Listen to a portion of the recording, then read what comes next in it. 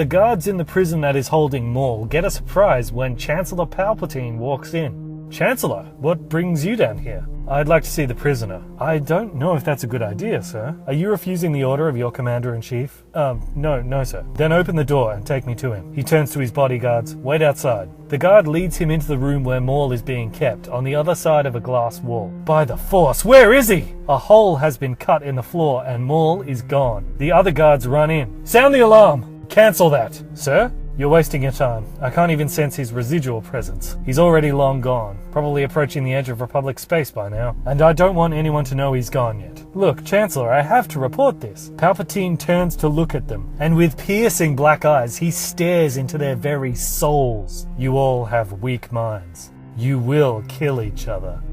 Under the power of this advanced Sith mind trick, each guard's eyes blacken and they fly at each other and begin beating each other to death with their bare hands. Palpatine rips the door of the cell open with the Force, runs over and jumps down the hole in the floor, leading to the level underneath. A couple other guards are unconscious nearby. They've been shot with a blaster set on stun. There's one, set for stun.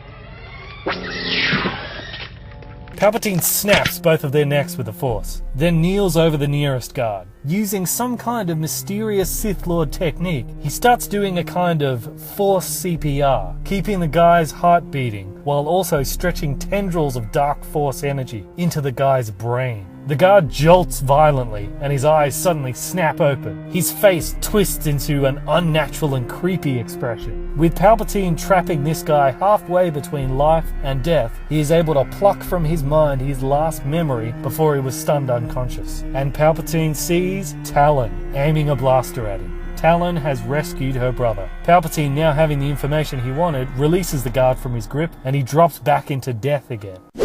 One thing that was seriously lacking in Palpatine's character in the prequel movies was the lack of how dangerous he was. I mean, in the originals, he is built up as the ultimate Sith, one that is extremely powerful and that is not to be underestimated. However, in the prequels, the only thing that separates him from other Force users is that he can use lightning, but even other characters can do that. There's really nothing in the prequels that show why he's the ultimate Sith Master. Even his ability to foresee the future is reduced to just being a device to compensate for bad writing. I like Red Letter Media's take on the Emperor. His ability to shoot lightning is just one of the many, many powerful things that he knows how to do. But in the prequels, we should have gotten a glimpse of Palpatine's true power, and we never did. This is something that I'm going to explore more in the Revenge of the Sith video, but I just want to demonstrate here that Palpatine is someone who has a huge library of different things he can do. Not only is his Sith mind control strong enough to force people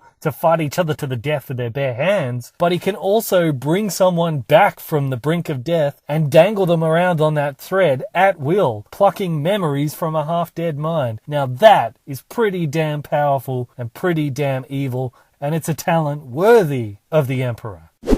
The moment of truth has arrived. Anakin waits outside the Jedi funeral hall. Now, of course, there is a war on, so not every Jedi is able to show up for Windu's funeral, but as many as can, do. Anakin sees Palpatine approaching with his envoy. Well, you're waiting for me, and I haven't been arrested yet, so I guess that only means one thing. I'll do it. You made the right choice, my friend. I'll send someone for you with an urgent message after you've placed the saber down. That will give you a reason to leave before it happens. Your security looks bigger than usual. For good reason. Maul escaped last night. He escaped? Shh. We haven't told anyone yet. What does it matter? Well, that's the end of our chance for a peace treaty. As soon as he makes his way back to the clones again, we'll be back where we started. No, not at all. Tarkin has already replaced the clone ships on the border with his own. If Maul tries to get past them back in a separatist space, it'll be the last thing he ever does. So since he can't get back and he can't stay in our space, he'll have no choice but to flee to the outer ring. And then we can take our time to hunt him down. No, our mission is unchanged, as is the ever-narrowing window of opportunity. Actually, this works out better for us. Now we have an easy scapegoat to pin this event to. But don't you worry about that, you just leave those details up to me, so long as you follow through on your end. I have one condition.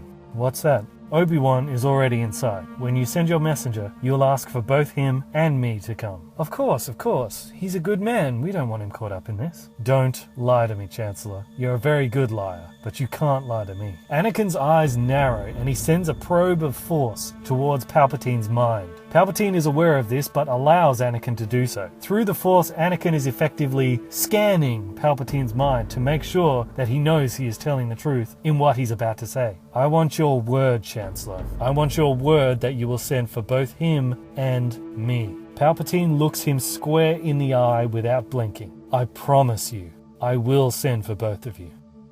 Anakin is satisfied, and without another word turns and walks into the funeral hall. As he enters, he is momentarily shocked at how jam-packed it is with Jedi. He knew that it would be, but looking around the room at everyone's faces sends a dagger of guilt plunging into his heart. He brushes it aside and just tries to focus on the task at hand. There is a line of Jedi filing past Windu's coffin and placing their sabers down. Anakin joins the line and tries to just look down at the floor in front of him. When Obi-Wan appears, "Anakin, I was looking for you. I came by quarters last night to see if you were alright, but you weren't there." "I went out for a walk. I just needed to clean my head. It's been a very difficult time for all of us, but especially you. But I'm proud of you, Anakin. You know that, right? Training you to become a Jedi, I consider to be one of the greatest things I've ever done." "Obi-Wan, I know, you don't like it when I talk like this, but it's true."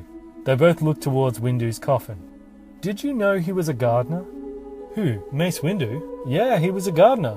"No way. I'm serious, he was a gardener. He didn't tell many people though, I think he was a bit embarrassed, but he loved it. He said it helped him to keep his sema." "Why do you think so much of his teaching included gardening metaphors?" "Actually, he did use gardening metaphors a lot."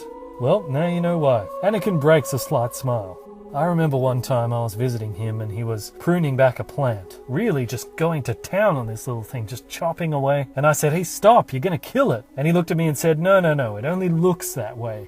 Come back in a few weeks and it'll be twice as high and 3 times as strong." And I did, and he was right, it was. Then he turned to me and he said, "See, the only difference between a Jedi and a gardener is a Jedi prunes with a lightsaber." They both chuckle a little bit. Strange thing to say, I know, but I understand what he means now. Sometimes being a Jedi means we have to do things that initially seem hurtful, but in the long run, it's for the best. Like the Council rejecting the ceasefire. It might seem hurtful now, but it's just pruning. In the long run, it'll make the tree stronger. Obi-Wan looks to the line.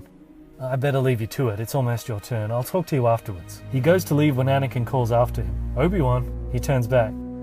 Pruning, cutting off tree branches, that's a really violent act. It's very traumatic for the plant, but if in the long run it makes the tree stronger, that means it's the right thing, yeah?